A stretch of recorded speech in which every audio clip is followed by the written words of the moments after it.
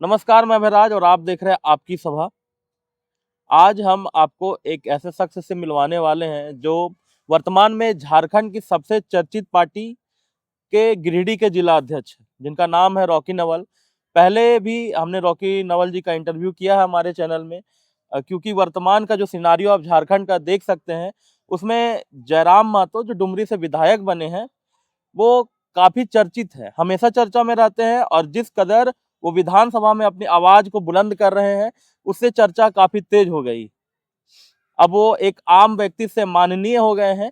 तमाम मुद्दों पर बातचीत करने के लिए झारखंड का जो अभी क्या सिनारियो चल रहा है, छात्र कितने परेशान हैं और आगे क्या क्या जेल कैंप का आगे का क्या प्रस्ताव हो सकता है या आगे उनकी क्या प्लानिंग है, वो सारे विषय में बात करने के लिए गिरिडीह जिला अध्यक्ष रॉकी नवल जी हमारे साथ है। तो स्वागत कीजिए हमारे चैनल में रॉकी नवल जी का।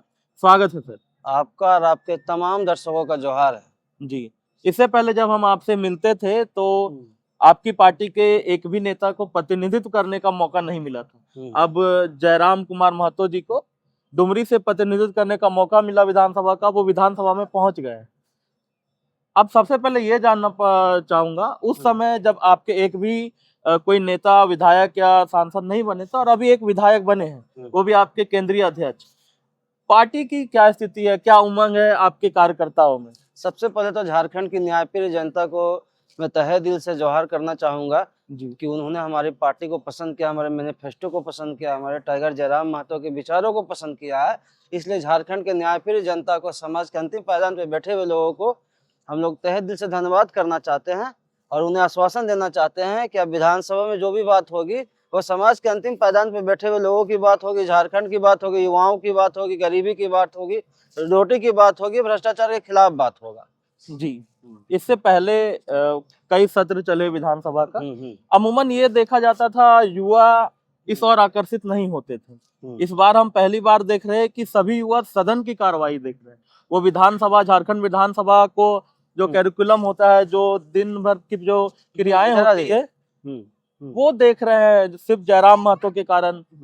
आप क्या करना चाहते हैं, क्या करना चाहते हैं? युवाओं को इतना जागरूक कर दीजिएगा कि यहाँ की जो और सरकारें वो परेशान हो जाएगी। देखिए, युवा जागरूक थे लेकिन नेता लोग जो है सो सदन को निरस्त कर चुके थे।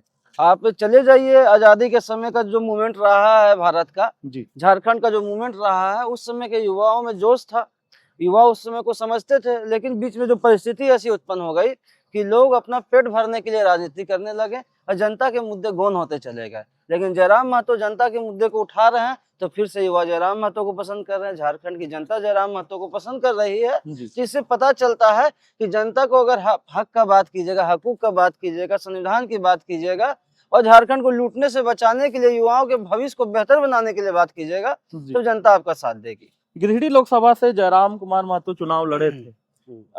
बहुत अच्छा प्रदर्शन रहा, संतोषजनक प्रदर्शन था, लेकिन वो चुनाव हार गए। अगर लोकसभा और यहाँ से जीत के जाते वो दिल्ली, तो क्या स्थिति होती है? अभी आप क्या सोचते? अभी हमारी बात होती है, भाजपा के आजसू के लोगों से बात होती है जिन्होंने चंद्र प्रकाश चौधरी जी को वोट दिया था। तो जनता का कहना था कि हम लोगों से गलती हुई है और हम लोग जयराम जी को वोट नहीं दे के अपने पैर में खुद कहीं ना कहीं आत्मघाती फैसला लिया। लेकिन वैसे बात नहीं है, जनता का जो मैंडेट था उसको हम लोग स्वीकार करते हैं। आने वाले समय में जयराम महतो के पच्चीनों पे झारखंड की युवा चलेगी और जो भी मतदान हुआ है उसको हम लोग स्वीकार करते हैं।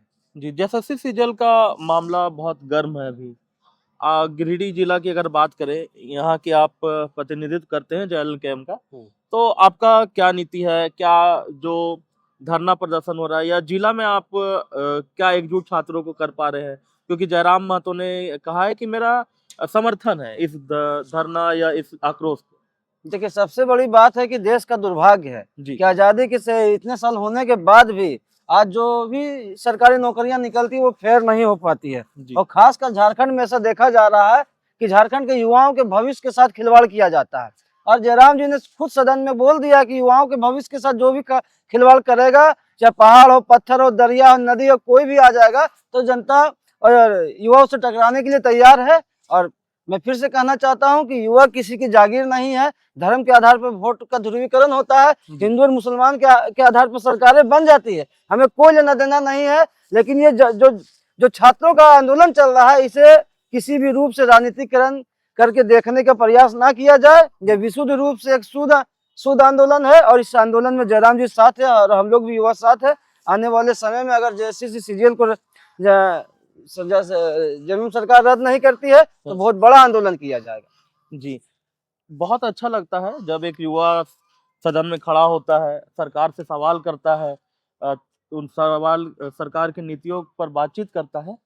लेकिन एक चीज है, जब सत्र खत्म हुआ, जो 4 दिनों का सत्र था, फिर जयराम महतो बाहर निकलते हैं। बाहर निकलने के बाद जिस तरह वो मीडिया से मुखातिब होते हैं, एक कोई रिपोर्टर थे जिन पर वो भड़क गए।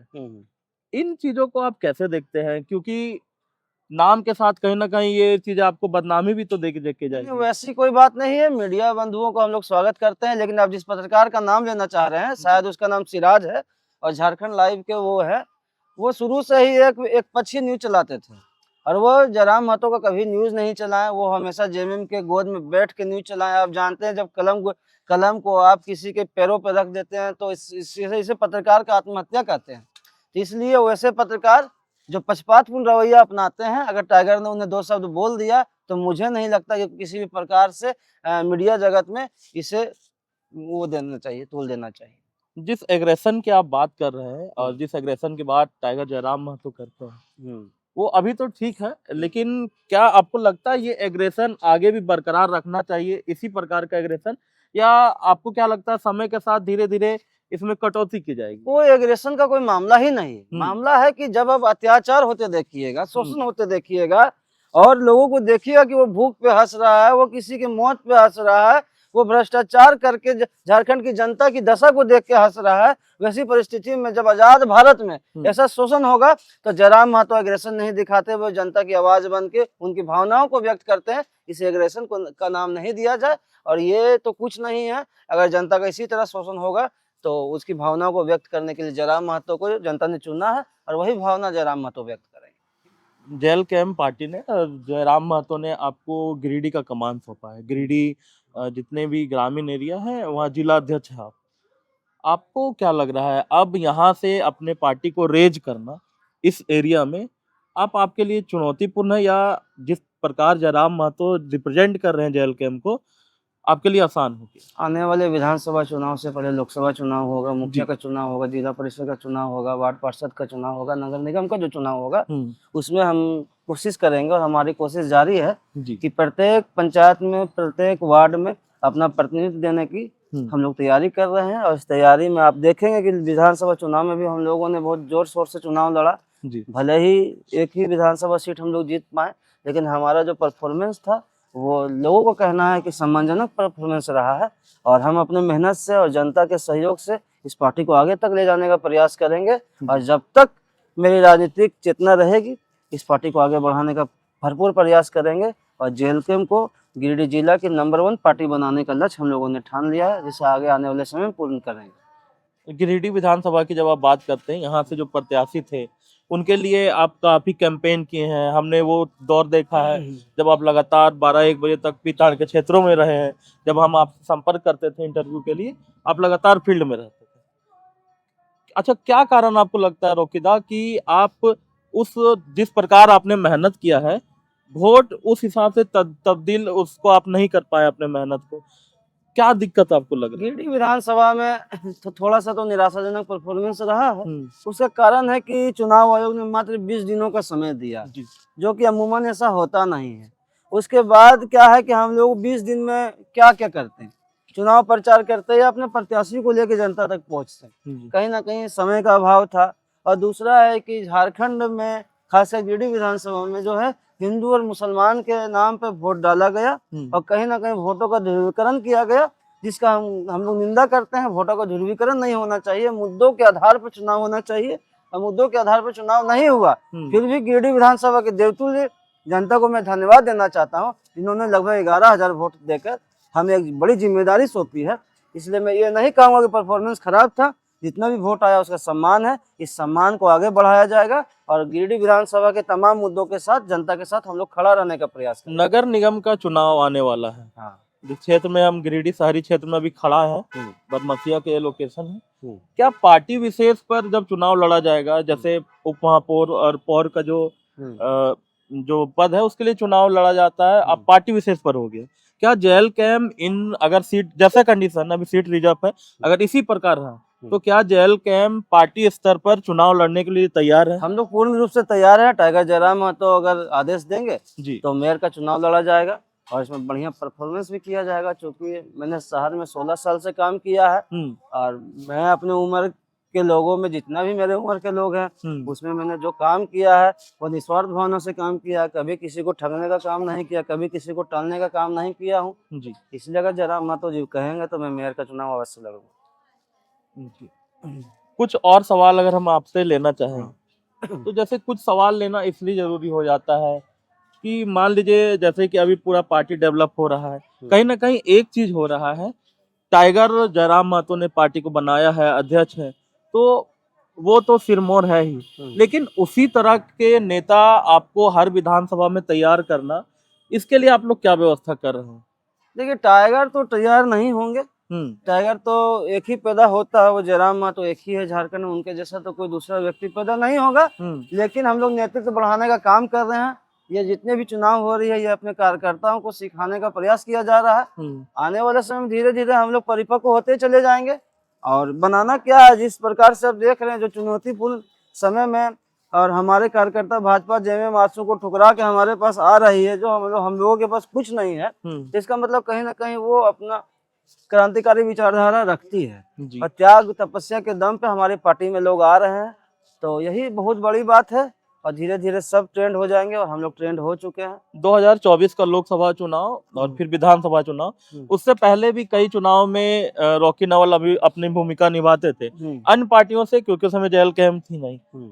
रॉकी नवल से अगर पूछा जाए तो पर्सनली क्या क्या सीखने को मिला जेल कैम्प से? जेल कैम्प से सबसे पहले सीखना को यही मिला कि आपकी जो अपनी निजी महत्वाकांक्षा है उसको त्याग कर झारखंड के बारे में जो सोचना है वो जयराम महतो ने हम लोगों को सिखाया है। सभ्यता की बात करना, संस्कृति की बात करना, समाज के अंतिम पायदान पर बैठे हुए लोगों की बात करना अगर किसी व्यक्ति ने सिखाया है तो जयराम महतो ने सिखाया है। वरना झारखंड में जितने भी नेता हुए, हम किसी की आलोचना नहीं करना चाहते हैं, लेकिन कहीं ना कहीं सैद्धांतिक रूप से इतने प्रबल नहीं है जितने प्रबल और शुद्ध वैचारिक रूप से जयराम महतो आए हैं। इनका कोई जोड़ा नहीं है, इसलिए हम लोग भी त्याग तपस्या में लगे हुए हैं। हमारा भी राजनीतिक करियर बहुत लंबा रहा है यही कम उम्र में, लेकिन जयराम महतो के साथ आत्मसंतुष्टि मिलती है कि हाँ जो कर रहे हैं सही कर रहे हैं और हमें गलत कहने वाला कोई नहीं। अंततः क्या अपील करना चाहते हैं आप? मैं झारखंड की जनता से अपील करना चाहूँगा कि सच को सच और झूठ को झूठ बोलने का मादा रखें। भले ही जेएमएम 56 सीट लेके आई है और विपक्ष में भाजपा मौजूद है, अगर आपके अधिकार को कुचला जाएगा, आपके विचारों को कुचला जाएगा, आपके बच्चों का भविष्य को बर्बाद किया जाएगा और युवाओं को अंधकार में ढकेला जाएगा, तो आप आवाज उठाएं। आपके आवाज को बुलंद करने के लिए टाइगर जयराम महतो आ चुके हैं और मौन नहीं रहे। जिंदा कौमें मौन नहीं रहती है, ना 5 साल इंतजार करती है। जय हिंद, जोहार झारखंड। जी, तो आज हमारे साथ थे रॉकी नवल जी, जेल कैम्प गिरिडीह जिला अध्यक्ष, जिन्होंने काफी सारी बात बताई जयराम महतो के बारे में, जेल कैम्प पार्टी के बारे में और वर्तमान जो सिनारियो है झारखंड में उसके बारे में। एक और वीडियो हम रॉकी जी के साथ लेके आएंगे जिसमें हम बात करेंगे उस समय का जब कई लोग जेल कैम्प छोड़कर जा रहे थे, उस समय जो मनोदशा होती है, कैसे एक लीडर अपने पार्टी को संभालता, अपने कार्यकर्ताओं के मनोबल को संभालता है, उसको दृढ़ संकल्पित करता है। तो बने रहिएगा, अगले वीडियो का इंतजार करते रहिएगा और हमारे चैनल को सब्सक्राइब करते रहिए। तब तक के लिए जोहार झारखंड। जोहार।